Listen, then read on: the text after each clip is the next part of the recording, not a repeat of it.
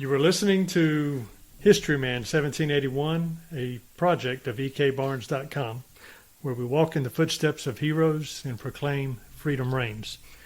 On today's podcast, it's the third in a series of podcasts with Philip WIngard as we talk about the early stoneware of America. Welcome, Philip. Thanks for having me. Yeah, Philip, we left off on the last podcast with Chandler and how he had taken over several potteries down in Edgefield and had established his name and was putting out a great deal of stoneware. So I'm going to turn it back over to you. Okay, thank you. Now that we've talked about Chandler and sort of established what he was able to do, I'm going to back up just a few years to about the year 1838, after he's married Margaret Durham, and his father-in-law was working up in the Kirksey's Crossroads area, which was in the northern part of Edgefield District. And Robert Mathis had also been involved up there. Well, Robert Mathis was at Pottersville at the time, and Mathis saw in Chandler something that I don't think any other potter saw, which was Chandler had this ability to make pots that were different and significantly better. And he said, well, look, what I want to do is I want to open up a pottery shop closer to the railroad. And I want you to come, Thomas Chandler, and I want John Durham to come, and I want Amos Landrum to come, and even John Presley. All of you come down here. We're going to open up a shop down here. We're going to call it the Shaw's Creek Pottery, and we're going to sell pots. We're going to take them to the railroad, which is only about 8 or 10 miles from where I have the site picked out. And this was significant because by moving to that location, they were cutting off every other pottery. They were going to be closer than John Landrum. They were going to be closer than Lewis Miles. They were going to be closer than Pottersville, and they were going to be way closer than anybody up at Kirksey's Crossroads. So by moving there in 1838, this was a bold move by Robert Mathis, because up until this time, the Landrums and Colin Rhodes were the money guys, and they kind of dictated what was going to happen. Robert Mathis put his name on the map when he did this, so they opened up the shop down on Shaw's Creek, and immediately Thomas began to define, redefine, and to make the decorations that he was capable of more concise and have it more thematic and really make them clear. And so these early decorations that were produced there really are some really fine decorations. It didn't take him long. By 1839, he was decorating pots with really wonderfully executed daisies with sprigs, and he could even write names on pots. He was doing really, really great work. So this made Colin Rhodes stand up and think, I think they're right, and I think I need to get involved. Colin Rhodes, during the year 1839, was the paid overseer of Pottersville. So at the end of his contract in December of 39, he leaves and he goes down to Shaw's Creek and he says, guys, I want to buy into this venture, and I want us to really go big. We'll advertise in the newspaper. We're going to go big, and we're going to really do this right. We're going to name the pottery Phoenix Factory. Okay, so that's what happens. And so for the next 9 months, Phoenix Factory in the year 1840 takes over where Shaw's Creek Pottery was, the same kiln and everything, the same clay source, different name. And they advertise that they make stoneware, the finest stoneware in America, and that you can buy it at the depot at so many cents a gallon. And so they were now looking to sell to Charleston, and they're looking to sell to Columbia, and they're looking to sell to the urban towns these pots. So this venture moves along pretty well till about the fall of 1840. And of course what happens is that, there are now 8 men involved in this operation, and they're not going to barter with Colin Rhodes. He's going to have to pay them, because that was the idea. They would make enough cash, they'd have all be paid for potting, Thomas Chandler was the primary turner in all of this, but eventually Rhodes saw that the cash flow was not significant enough to cover the expenses, and so he puts the pottery up for sale. There was a big economic downturn in the early 1840s, and here again it was because cash would just dry up and there would be nothing circulating, and so nobody had any cash. So he couldn't find a buyer. It took him 3 years, I think 2 to 3 years, to find a buyer for his stoneware. He finally sold it to his brother.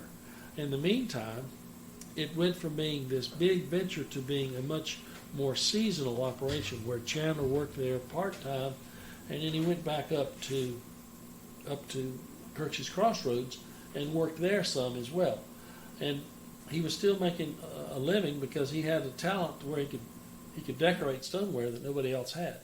And so through doing this, he was able to continue making wonderful pots, water coolers, and four-handle jars, and pitchers, and all manner of just wonderfully, beautifully decorated pots.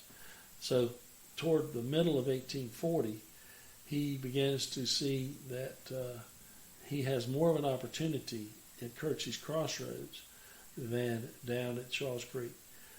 Mainly because what has happened is that before, Augusta was the big jumping off place, and so everybody thought moving and selling and getting material going that direction. But by 1845, you have the Great Wagon Road not far to the north of Kirksey's Crossroads, and you're starting to see that you could sell to those folks who were going across the Great Wagon Road that went down basically I-85, you know.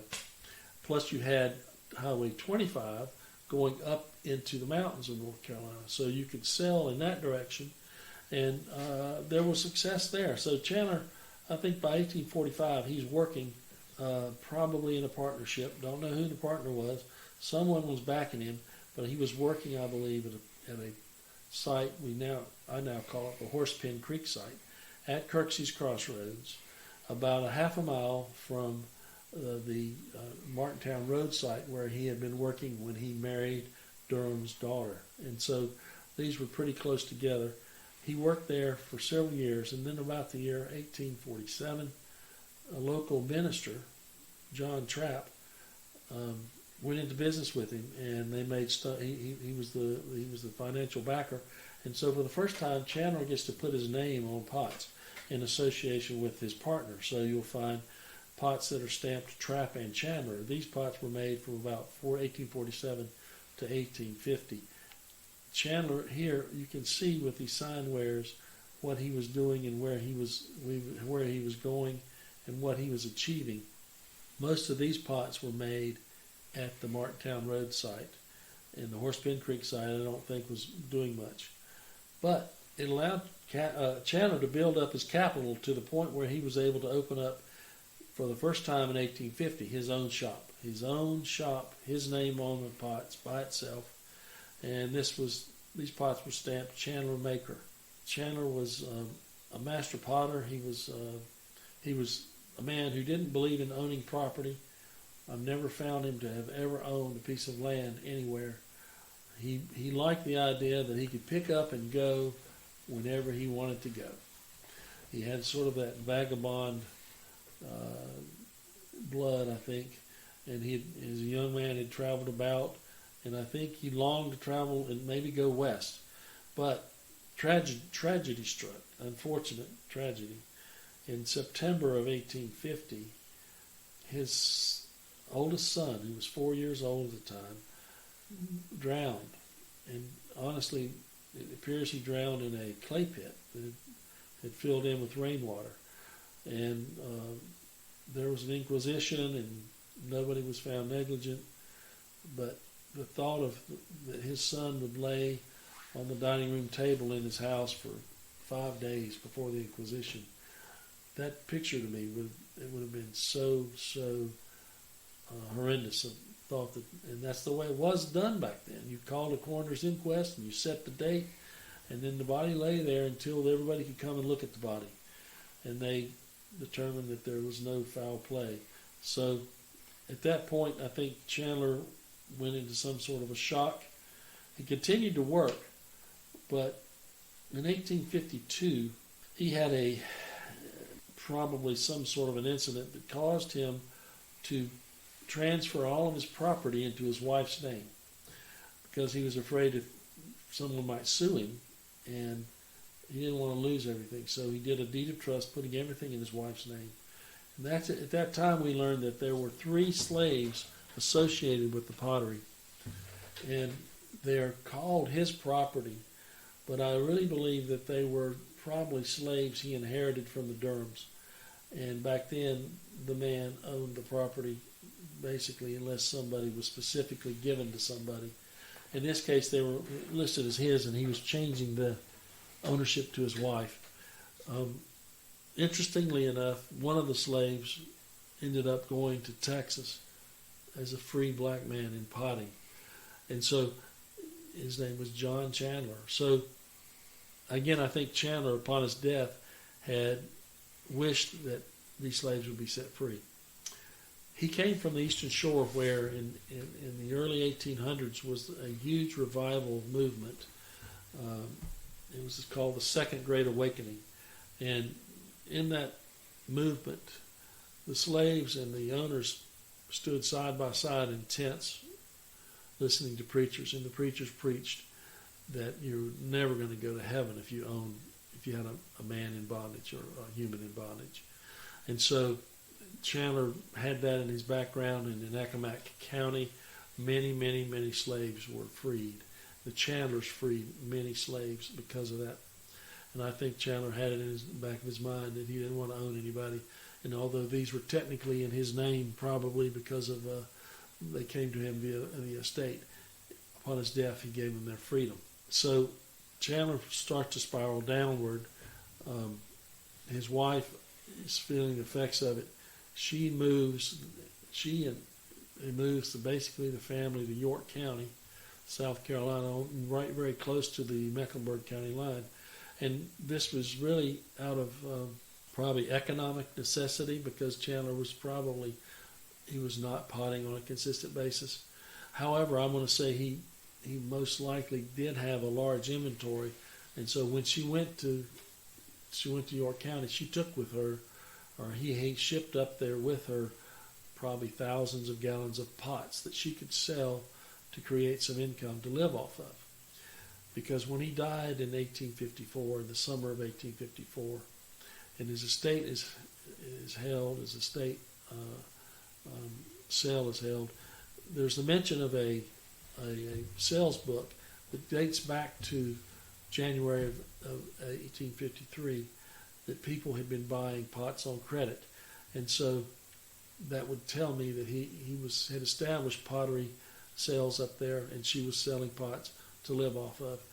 At his estate sale, they sold over 5,000 gallons of stoneware, and yet none of it was made in Mecklenburg County. It was all made in Edgefield. So you said you found some of that stoneware, or some of that stoneware has been discovered in as far away as Texas? Yes, Texas. A piece recently turned up, came out of Ohio, Indiana. You know, Indiana, a lot of Quakers moved into Indiana, so you'll find a lot of Southern decorative art that was made in South Carolina, North Carolina. You'll find it in Indiana. Is that right? Because the Quakers, when they went up there, they took pots with them to use. You'll find it, and you'll find it up north even. Pots that have migrated up north, Alabama. Why Indiana? Well, because the Quakers went to Indiana, and they went as a group. I mean, that was where. It's like a big migration? Yeah, they went from North Carolina, and they were driven away, or they left because of the slavery issue. Okay. And so they went to Indiana because it was a free state. And, it was far enough west that there were probably lands available, but not so far west that it was in wild Indian territory, Mm-hmm. But that's something I've recently discovered as talking to a number of people in Indiana, because I wondered where their stoneware traditions came from, and a lot of it came from North Carolina. Now, I have yet to find a South Carolina potter up there, but I would not doubt that there were some who went there and were potters, that were slaves who were potters that went up there and made pots, because Indiana was just above above the Ohio River, and the Ohio River was the line between the free and the slave states. So this is, this was the tragedy of Thomas Chandler. He went into spiraled into some sort of serious depression, and upon his death, he had to give, his estate was sold off, but the estate kind of leaves behind a little bit of information that lets us know who Thomas Chandler was. They sold an instrument. It was an accordion, so it was likely that Thomas Chandler's musical ability was on the accordion. The first lot that they sold in this sale was a book, and it was the complete works of Shakespeare. Now, I've been to many, many estate sales, and I've seen the estate papers from many, many estates over the years. Never have I ever seen anybody sell a Shakespeare book as the first lot. The next lot was the history of the United States. The third lot was the history of the world. These were books that he cherished. Mm-hmm. I mean, these were things that he cherished. The next lot was a lot of books, so the rest of his library. I can imagine in all of that was probably his book on designs, as any artist would have had a design book where he would sketch out what he was trying to do before he did it on the pot. That's probably critical to why his pots and his decorations are so significant, is that he sketched it out ahead of time, and he took it from some designs that he remembered, perhaps in the swag and tassels, right out of the American Fancy book. That's one of his signature decorations, is swag and tassel. The daisy and the bellflowers, all of that right out of design from the American Fancy period. So I'm sure he had a sketchbook where he sketched ideas. He had a sense of humor.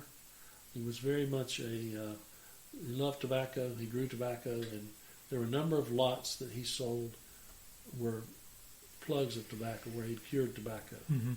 And one of the forms that he made was what we call a snuff jar. He made snuff jars, and they are typically cylindrical in shape until they get up to the top. Then they bevel in to a fairly medium-sized opening that one could tie off or put a lid on. And so he grew tobacco and sold it as part of what he did as probably something he learned in Eastern Shore. And so from this we learned that Thomas Chandler was highly productive, wonderful potter, and whose life was affected by tragedy, as many lives are. And so at the end, the legacy we have were the pots he left behind, which, quite honestly, were so well made, they have survived to this day, and a lot of them is in the same condition as when they were made. I think we take for granted the pots nowadays in this day of Walmart and plastics and those sort of things. These were the storage containers that they used. Yeah, they didn't throw them away unless they got broken into pieces. That's right, and they were a lot more sturdy than some of the everyday, more fragile pieces of pottery that were porous and did not hold water. So I wonder, how do they measure up to the pots of the Egyptians and the clay pots back then? When we talk about Jesus turning water into wine, the wine was actually stored in vats. How do these pots measure up to that type of engineering? These would be superior. All of these would be superior because the ability, you kind of look at it like the printing press. The early presses, they were able to print, and they were able to make copies. But when you made a press, you had to re-ink it every time, and eventually we got to where we did better than that. Well, with pottery, with stoneware, when we were able to get up to a firing temperature of 2,500 degrees, once we were able to fire pots at that temperature, even without glazes, that stoneware would have a certain amount of glaze on it. When you use wood, and that's what all these early potters were doing, even before Edgefield, before Pottersville, when they made stoneware, the wood itself, this fly ash, would mix with the moisture in the kiln, the humidity in the kiln, and will oftentimes put a very thin glaze on the pots without any glaze at all. So there was already a certain amount of that as a possibility. And then, of course, in the salt glazing process, you'd wait until the pot was at a very high temperature, when the kiln was at its highest temperature. Then you would dump a bucket of salt in, or 5 buckets, or whatever you needed, and the salt vaporizes into hydrochloric acid, and the silica melts that's in the salt. It's part of the salt equation, and that creates a glaze from salt glazing. That type of firing process did create a caustic exhaust out of the chimney, so it was not as safe as alkaline glazing. But at the end of the day, alkaline glazing was better than salt glazing. I think basically it's just more durable. I see. It's just more durable in the long run. I see. Well, it certainly opened up the West, where people were able to pack more food stores and that sort of thing on their journey west. And I think you were talking to that effect, that you found evidence where they went into Alabama, that you found the pots in Alabama and then on further out towards Texas and stuff. So. Well, if you can just imagine, I mean, if you decided today that you're going to go to Texas, well, by wagon, traveling to Texas might take a year. Might take more than a year. I mean, it just depends. But, every day you have to eat. How are you going to eat every day? There's not a McDonald's in Georgia you can stop at. They don't have wagon drive-thrus anywhere. You're going to go through days where you're not going to even see any people. You're going to have days where you're not going to be in towns. You're going to have to provide for yourself. You're going to have to provide your own food, and you're going to have to find your own fresh water. And these pots helped with that. They helped get through those times when there was nothing else. They could make salt pork. They could do dried beans and put them in these big jars and cover them up. I recently Googled how long is a dried bean good, because I was curious. And the answer came back indefinite. So a dried bean is good for quite a long time. 10 years, 20 years, I don't know. A long time. So dried bean is a very, very, very good source of food. It's got protein, fiber, lots of things. It's good for you. So they learned how to do that. And grains are the same way. Grains, if they're kept dry, they will be fine. And all of this was part of this process that helped people to migrate, to move, to go somewhere else and try another life. I see. Well, listen, thank you so much for spending time with me. This has been very good for me to see a different side of history and to feel the passion that you have in it. Tell us how people can reach you. Well, the best way to reach me probably would be through email. My email address would be Philip1L Wingard, WIngard, @yahoo.com. I also do antique shows throughout the year. I'm at the Madison Antique Show in late February. I'm at the Columbia Bottle Show in mid-February. I oftentimes do the Catawba Valley Pottery Show in Hickory, North Carolina in late March. I also do a show in Camden, South Carolina in May, and I do a show in Cashiers, North Carolina in late July. And in the fall, I'll do the antique show at Liberty, North Carolina, the last weekend in September. So I hope to hear from you. Thank you so much. Thank you.